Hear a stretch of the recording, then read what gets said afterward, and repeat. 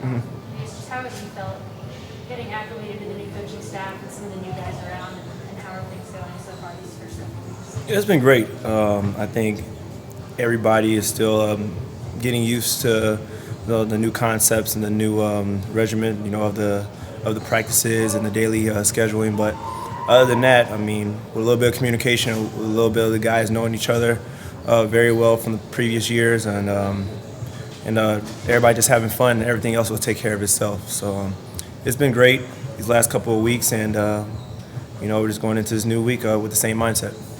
How does it feel knowing that your role is a lot steadier than it was last year when Rick kind of had you starting off the bench and whatnot? How does it feel kind of entering the season knowing what the expectations are going to be for you game in and game out? I think it's better for me mentally, but I mean, with that being said, it's all the same.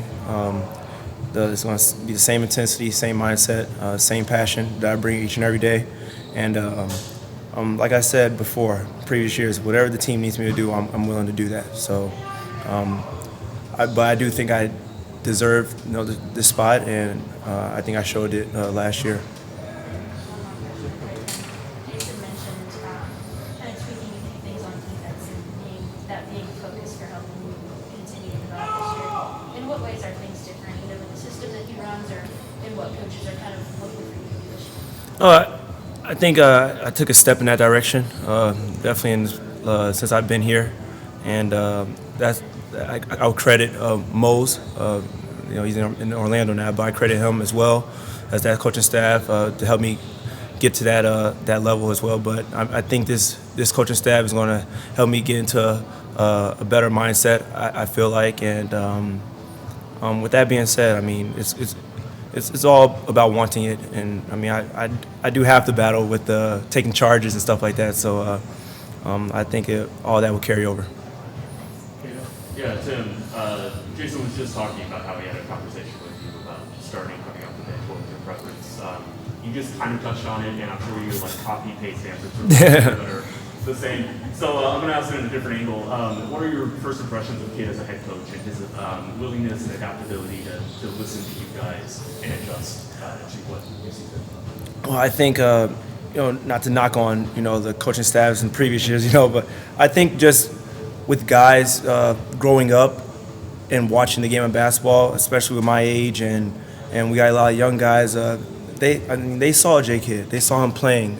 They saw him getting drafted, and they saw him going against the MJs, saw him going against LeBrons, and teaming up with Dirk here and winning the championship here. So I think it kind of gives guys a better understanding, I would say, moving forward, and just hearing him out and what he has to say. But I think,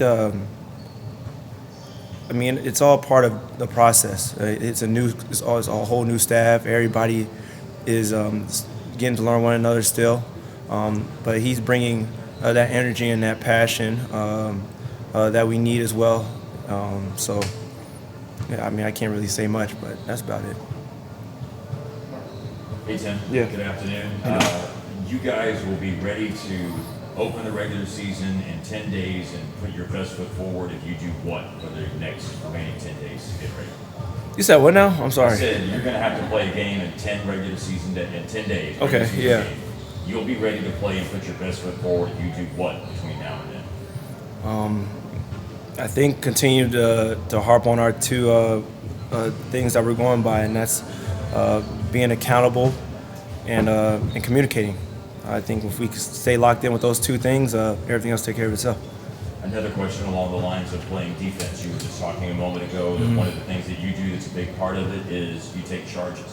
Schematically this year, I know everybody's talking about doing things differently. Do you still have free reign to be able to do that whenever you see fit? And along those lines, what's, for lack of a better term, what, in your opinion, is the art of your ability to take charge? What's the art of taking a charge that makes it work for you? Well, I think the want to do it is key. And if I'm able to read the defense and get out of position and sacrifice my body and make a hustle play, then that's going to be a positive, any chance or any team that you play for. But I think taking charges, it came from being in Michigan, and Trey will tell you this with Coach Beeline.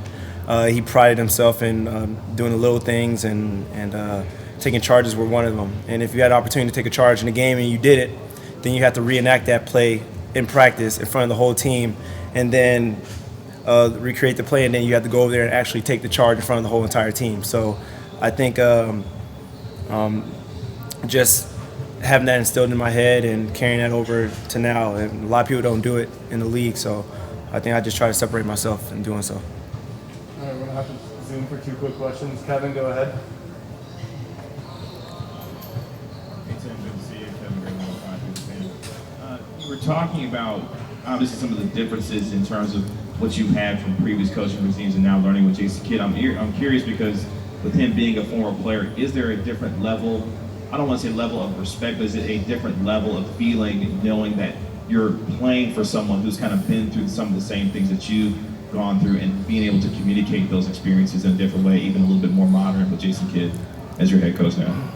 Yeah, no, I would say, both coaches of one, at different levels. Jay Kidd as a player, CarlIsle as a player and a coach. So with Boston and coaching Dirk and Jay Kidd. So, you could look at it any type of way you want to. But I think the only thing that I would say was separated is the modern day, with the guys being a lot younger, and knowing Jay Kidd, with the blonde hair. Don't tell him I said that. And him being part of the starting 5 that beat the big 3 with LeBron and D Wade and Chris Bosh up in Miami. So younger guys saw that. I think that's the only thing that was separated. But you can't take away what CarlIsle did for the franchise. It was remarkable. Lauren, go ahead. Hey Tim, Lauren Dunn, Mavs Moneyball, good to see you. As one of the veterans of this locker room, can you talk about how the feeling is shifting, kind of going from the first half of this preseason to the second half as the season kind of approaches, especially in a Western Conference that seems to be so wide open this year?